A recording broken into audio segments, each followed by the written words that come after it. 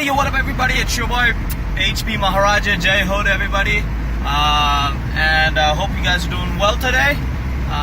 Happy second day of Diwali, apparently. So just got out of work. I kind of got out late today. Had a lot of sizable amount of work to do today. But nonetheless, it's now, the work's over, but now you have the side hustle going on, doing this stuff, learning this stuff, learning new things, building new products, building your own startup on the side. So that's what we're trying to do here. Also, this video, right? So I haven't even uploaded all the previous videos, which is, I'm sorry, I need to start editing them and then start putting them up because I have more than one clip.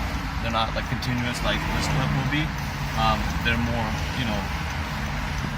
let me just take my shoe off here.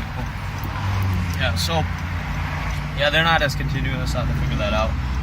But nonetheless, today is October 18th, 2017. Now we're just working on, I gotta go home, I gotta eat and stuff. So yesterday I talked about money and the importance of respecting money and the importance of also using money for the right causes and limiting your spending spree for the wrong causes. So that was yesterday. Today I'll talk a little bit about Diwali, and I keep telling myself I should have different videos on all these things so I can explain things in further detail.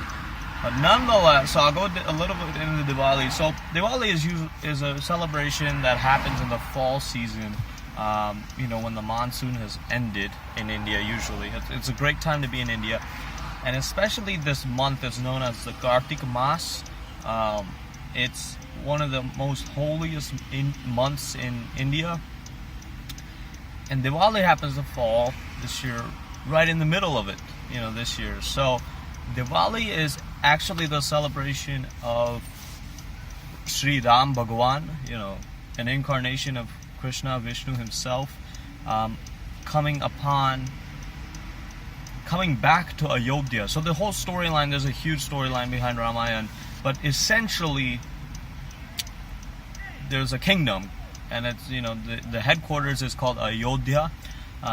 In Ayodhya there's a king. He has 4 kids. One of them is actually the incarnation of God, Krishna, Vishnu himself. And make no mistake, God is not anybody's son, but he comes here to play these roles in society to help people understand how to live their life. And that's exactly what Ram Bhagwan came to this planet for. He came here to teach us how to live life. So one of the things that happened in his life under his father, who was the king at the time, is that he was banished to the forest by his mother, essentially. Won't go into too many details here.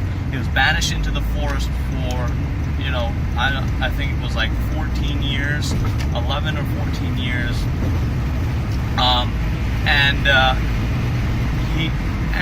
He was commanded that by his mother, but his father didn't want that to happen. But because he had given his wife a boon and the wife asked for it, Ram Bhagwan, he shows us that you have to respect your mother, your father, in whatever you're doing, even if it's bad.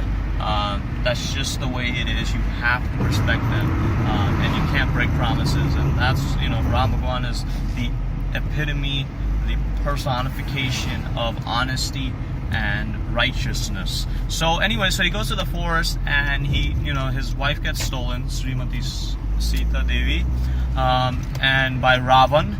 Ravan is some lusty materialist who was after Sita, had captured her and kept her in captivity. So Ram goes over to Sri Lanka. Ravan, by the way, is the king of Sri Lanka. Ram goes to Sri Lanka, saves his wife, and now he's ready, after 14 years in the forest, is ready to come back to Ayodhya. Now this is where Diwali starts. When Ram Bhagwan is about to come, everyone in Ayodhya are so ecstatic because they hadn't seen their heir to the kingdom, or to the throne, in such a long time, in 14 years really. So they started decorating the streets, they started putting lamps, lights, a bunch of lights, and that's why they call it the Festival of Lights. It's because we're bringing home, we're inviting in our home Sri Ram and all the goodness that there is in the world.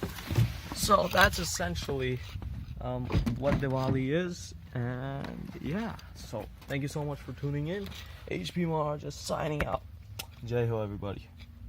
Peace and love.